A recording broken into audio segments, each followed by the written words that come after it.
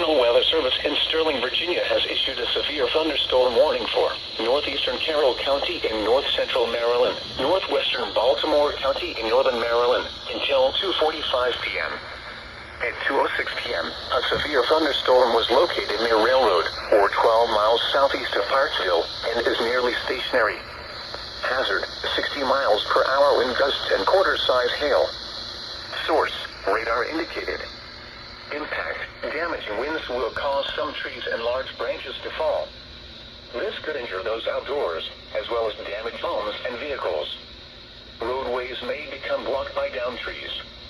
Localized power outages are possible. Unsecured light objects may become projectiles. Locations impacted include Manchester, Millers, Freeland, and Limeboro. For your protection, move to an interior room on the lowest floor of a building.